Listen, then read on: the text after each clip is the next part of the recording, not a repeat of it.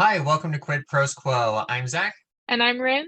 and today we are talking about designing your process. We've alluded to this idea that your writing process is going to look different from another writer's process. So today we're talking about how to actually go about structuring that for yourself. Yeah, I'm super excited to talk about this because I've been thinking a lot about like creating my writing process and what goes into it exactly. We should mention this is a continuation of our series, Writing Fundamentals. So if you've missed the first couple episodes in this series, you should go back and listen to them and then continue with this one. Yeah, let's dive in.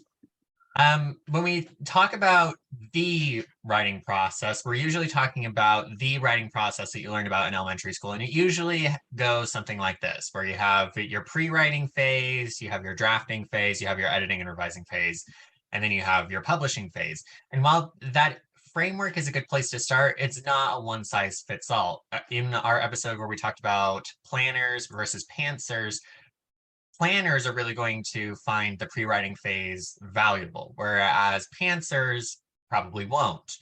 Um, and so you might you might avoid using the pre-writing phase if you are a pantser, or you might be using it for something else. If you're writing nonfiction, you may be using your pre-writing phase to talk about research.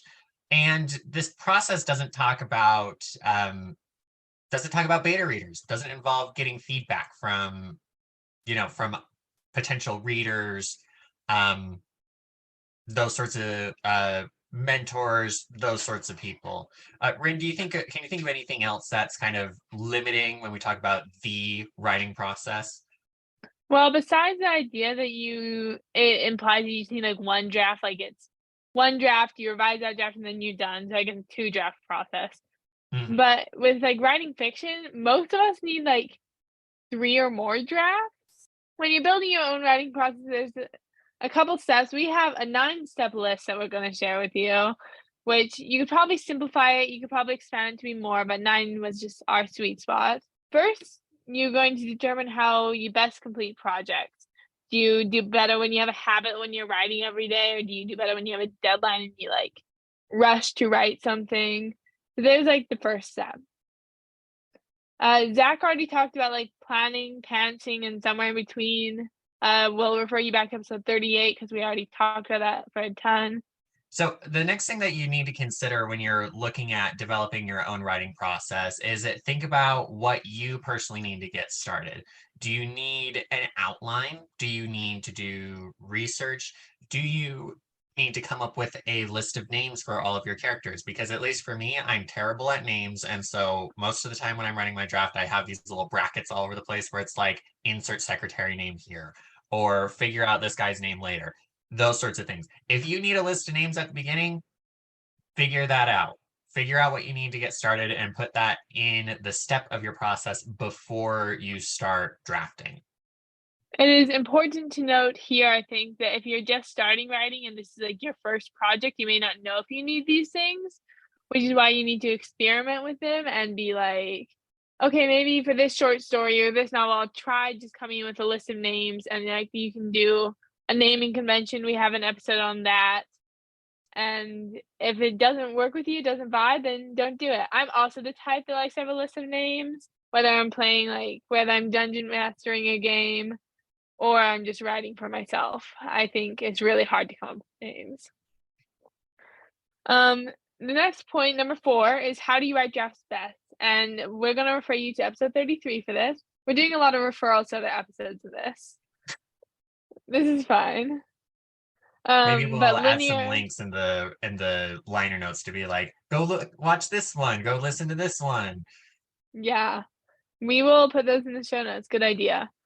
But do you write best linearly or non-linearly? And in a nutshell, a linear process is when you write beginning to end and you don't skip around. And non-linearly is the opposite when you skip around and it's not necessarily beginning to end, you just write what you're most excited about first. Yeah, and sometimes a certain project will demand a certain kind of drafting. For example, if you have a kind of story where you're doing dual or multiple timelines, you may be doing more of a non-linear process where you're jumping in between timelines. or you might write one timeline all the way through and intersperse it. So even in between projects, your writing process might change depending on the demands of the project. Yes, absolutely.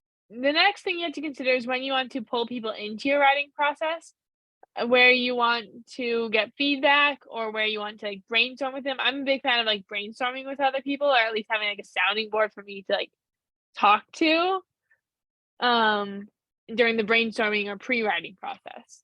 Mm-hmm. Well, that can also be talking about beta readers. If you want to, there are some people who, live by the philosophy that you should only show beta readers a second draft, right? You shouldn't be showing Mhm. them your first draft. For other people, showing a beta reader a first draft is completely fine. So consider what's going to be best for you. And like we talked about with Mary Adkins a few weeks back, it also is going to depend on the content of the project.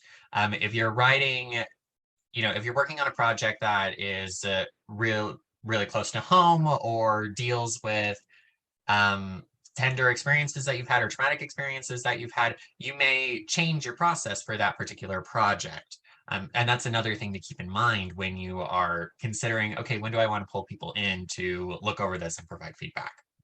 Yeah, and that's what brings down another really important point, that it's so important to remember that the writing process is adaptable for each novel, because each novel is different, so your writing process can't be exactly the same for every single project you do.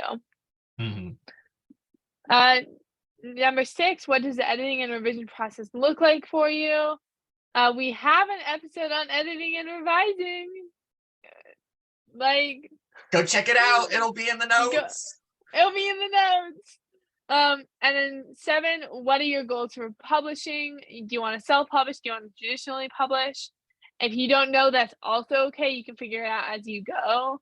Because I didn't know I wanted to self-publish my first novel, but then I learned a little bit about self-publishing, and I was like, hey, actually, this is kind of cool, and I want that experience. Mm-hmm. So you can figure it out later.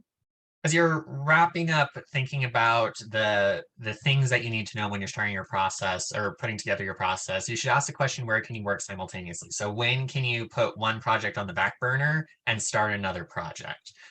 For some people, you need to see one project all the way through to completion. And if you start going after the plot rabbits, you will never come back to the original project. You're just going to go down the rabbit hole and you will never come back out. For other people, you can have 2 or 3 stories going at once and you just kind of shift in between them. That's going to be different for everybody. So consider what that looks like for you. And again, if you're just starting out, you may not have a good a good sense of this, but as time goes on and as you practice more,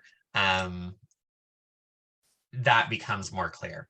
And then once you've gone through an answer to all of these questions, that's when you put it all together and actually look at and detail what your process is going to look like. And you can start making plans and habits for how you're going to tackle a particular writing project. This is Rin from the future, and I'm just here to tell you that this episode went really long. It took about half an hour to record. So the examples of Zac's and my writing process will be released in bonus episodes, and we haven't decided exactly how we're doing that. But we would love to have your support in releasing those. But thank you so much for listening to this episode of Quid Pros Quo.